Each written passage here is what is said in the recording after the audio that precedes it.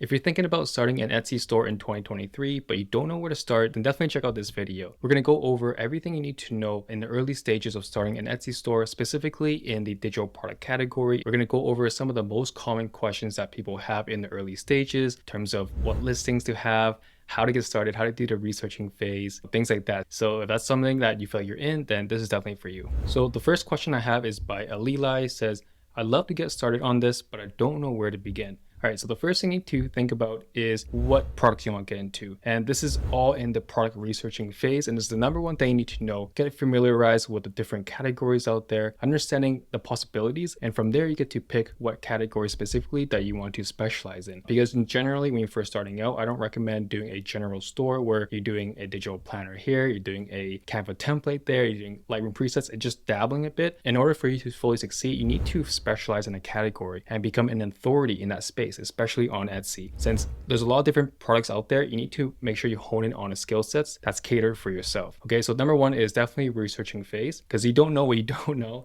And the best part is there's a lot of good resources out there, different YouTube content creators explaining different categories, different product niches. So I would first just look at all those options and see what's best for you. And once you go through that process, certain ideas will be drawn to you naturally, and you'll start to understand, oh, you know what? I'm good at Excel templates. Maybe I can do Excel things. I'm good at Microsoft Word. Maybe I'll do resume templates, right? So once you explore the different options, then naturally you'll start to gain ideas, hey, what's best for you? But one thing I would keep in mind is during this researching phase, there's a common thing that a lot of people do, even myself, I still do this sometimes, is the shiny object syndrome, okay? So there's so many different ideas out there and they're all amazing, right? You can definitely succeed in all these different categories, but I think that a lot of people make a mistake is they try to tackle everything, or they'll dabble a bit in one, but you know what? I'm gonna switch. Because it's not working, I'm gonna switch over to something different. So that's the worst mistake you can make, is to just not focusing and not committing to one category and just keep jumping and jumping without seeing it through. And that's one downside that you need to be aware of when you're going through this researching phases. Stick with one. They're all amazing ideas if you've done the researching right, and just commit to it, right? Be consistent. And don't sway off track and do something different if it's not working for the first couple listings, which I'll go over later on in this video, talking about how many listings you should get started, when should you see should be progressing, and when should you pivot when the time is right to do that. And once you find the idea you want to do, now you want to research how to create this, right? And hopefully at this point, you already know the process on creating something based on what you see on the market and how to set up your shop and things like that. But the first part is the researching phase. And after that, everything else becomes a lot easier. The first part is always the hardest, just to figure out what to do and creating a plan from that. But a lot of my YouTube videos, I know I talk about how to get that set up, the step-by-step process. And I don't want to go through all that in this video. So if you are interested, just subscribe and watch my other videos where I go more in depth on that topic. So the second comment is by Amar. It says, how many listings you've had to have before you made your first sale? So if we're talking solely about digital products, I always like to start with 16 to 24. And the reason for that is when you're going through someone's shop, it gives a full variety of different listings, which we talked about earlier, being specialized into a certain category.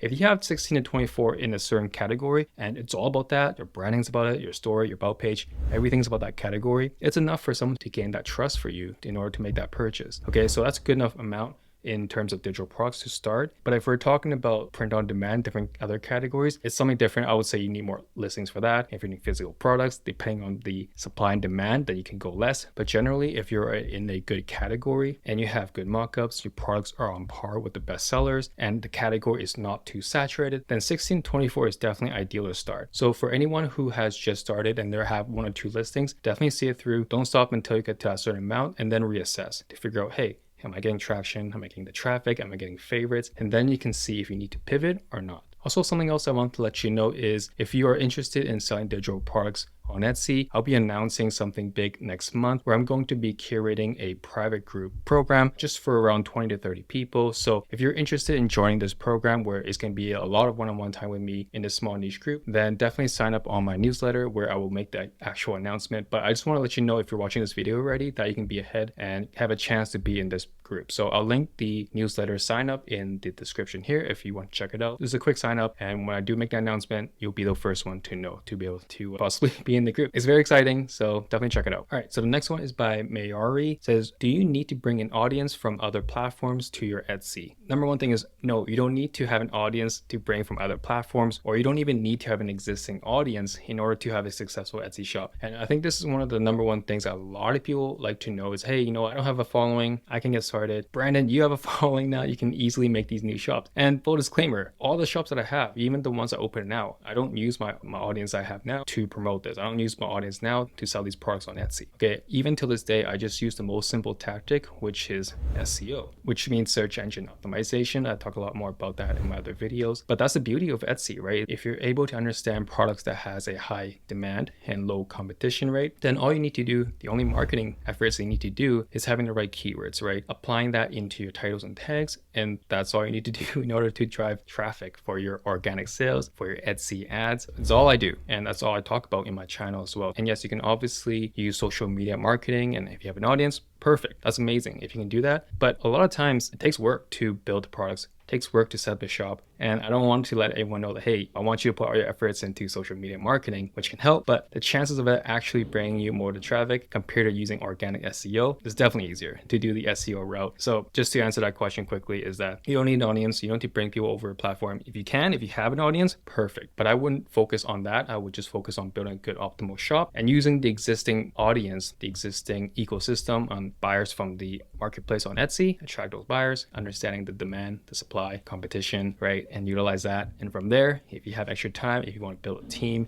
you can do external marketing. Okay, but I'll start there. And that's the beauty of selling Etsy, and that's why I talk about it. All right, so the next one is by Gunrose. It says, I have a lot of views and visitors to my shop, but no sales. Okay, so this is one that is very, very common. I know I said the other ones are common, but this one is hella common as well. And now is like a time to start analyzing, start breaking down how to optimize your shop, seeing what's wrong, and using data as a way to drive your decision making moving forward. So I'll go over a couple of things that you need to be aware of, and we'll see how you can improve your shop using these tips and things like that. So number one is optimizing listings, right? That's the number one thing. Do you have the right titles, the descriptions, right? The right SEO in your products? Yes, you are bringing traffic in, but if you're not using the relevant keywords for it, they're not going to buy anyways, right? You might have a good image, they're attracted to it, but at the end of the day, if it's not relevant to the actual keyword itself, they won't be converting. Okay, so something to consider, is it actually using the right keywords, or are you just keyword stuffing, trying to use keywords that are high demand and low supply but aren't actually relevant to your category? Number two, high quality images,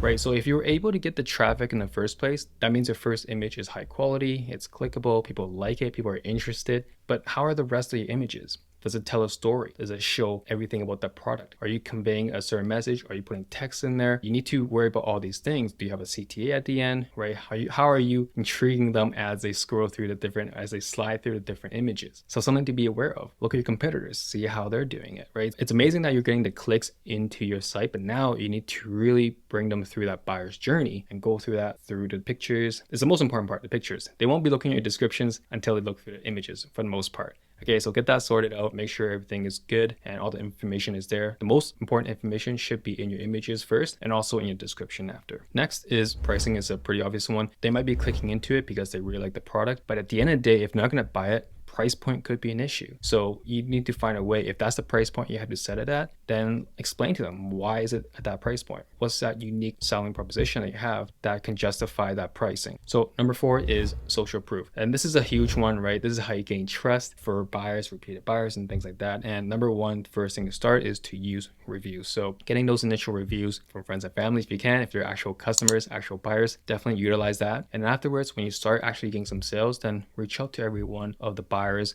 give them a custom note that they know for sure, hey, you know, this seller is actually taking their time to message me, and I really appreciate that. I'm going to give them a feedback, give them a review. Okay, so definitely takes more effort at the beginning to build up that trust with every single customer you have, and later on it'll get easier and easier. But social proof is a huge one. So number five is creating a sense of urgency, right? There's a lot of different ways you can do that, either through your images, what we talked about earlier, or you can do promos, you can do upsells. Actually, upsells is the next one, but you find ways to create urgency, okay? Creating scarcity in your products is one of the key elements of e-commerce or any type of like selling marketing strategies, is to do that. So promos is a quick and easy one that you can try and test. And that's what I normally recommend for a lot of new sellers getting into the space. Even if you have a really high discount and you feel like, hey, I'm not making any profits, but You want to do that because you want to gain that social proof. You want to get sales. You want to get some organic reach. You want to start making some reviews. So in the beginning, it's not about maximizing your profit. At the beginning, it's all about getting that momentum, getting the algorithm to start noticing your product, start ranking, start getting those reviews. And you can do that by having a larger discount to start. And then over time, you can decrease the amount of discount that you offer to a point where you feel, hey, this is the profit margin that I want for my store, for my business.